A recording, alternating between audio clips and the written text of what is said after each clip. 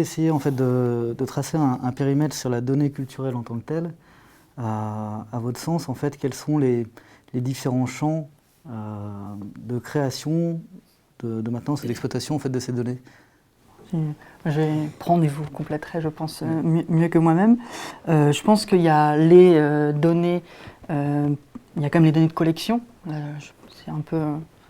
je parle parce que je connais le mieux les données de collection de la part des musées, qui est la donnée patrimoniale, c'est-à-dire les métadonnées descriptives des collections et les images associées. Donc ça, je pense que c'est une masse assez importante de production de données de la part des institutions culturelles. Et la question de toutes les traces éventuellement que laissent les institutions dans leur politique de médiation. Là, je parle plus particulièrement de toutes les traces qu'ils laissent sur les réseaux sociaux et sur leur site internet. C'est-à-dire toutes les données qui sont disséminées dans plein de vecteurs différents, sur plein de plateformes différentes, qui sont produites dans les musées à destination des visiteurs. Et il y a des initiatives qui commencent, comme vous disiez tout à l'heure, que la donnée a un intérêt que si elle est interconnectée avec deux jeux de données.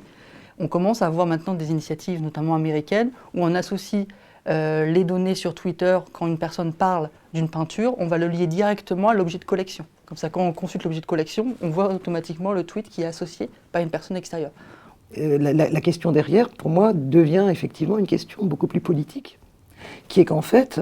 l'intérêt pour les institutions culturelles, dans un contexte extrêmement concurrentiel aujourd'hui, il faut quand même le dire, sur la maîtrise de ces données, sur le fait de ne pas forcément les abandonner à d'autres, et de pouvoir les exploiter soi-même, ou le faire de façon intelligente et intéressante pour la société, parce que c'est ça qui me paraît le plus important, c'est bien de dire c'est une source de création de valeur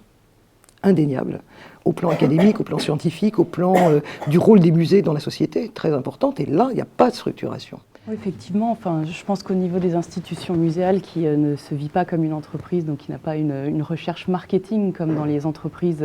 privées, il n'y a pas encore d'exploitation ou de conscience de la nécessité d'exploiter toutes les données, quelles qu'elles soient, brutes ou déjà transformées, que peuvent laisser non pas cette fois les institutions, mais effectivement les utilisateurs, donc les visiteurs ou les utilisateurs de réseaux sociaux ou de sites internet de musées, et qui en fait, lors de leur visite, laissent tout un tas d'informations, que ce soit en répondant aux tweets ou sur Facebook, en laissant des commentaires, mais également dans le simple fait de savoir qu'elles vont liker telle ou telle photo, qu'elles vont apprécier tel ou tel produit dérivé qui a été fait par le musée, ou que vous allez savoir que sur le site du MoMA, elle a apprécié tel type de, je sais pas, de produits dérivés, et que le Louvre, éventuellement, c'est une donnée qu'il pourrait utiliser en se disant, bah, tiens, c'est un produit marketing, cette fois, qui est intéressant et qu'on pourrait peut-être développer. Donc en réalité, tout autour de la question vraiment strictement gestion des biens culturels, il y a une manne énorme de données qui, au jour d'aujourd'hui, ne sont a priori pas traitées par les institutions muséales,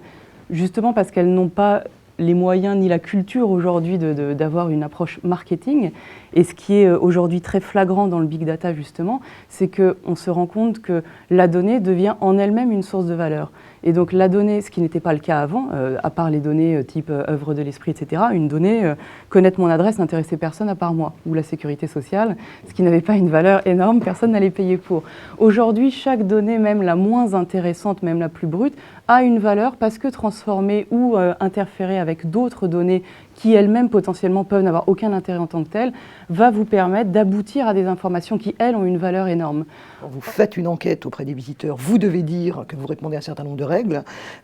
avoir des mentions qui sont des mentions cadres par rapport à la CNIL, il y a des données que vous ne pouvez pas collecter, donc ça soulève toute une série d'interrogations sur le fait qu'à minima, même si vous avez une approche éthique et rigoureuse, vous devez informer par exemple les individus si vous utilisez les données issues de leur téléphone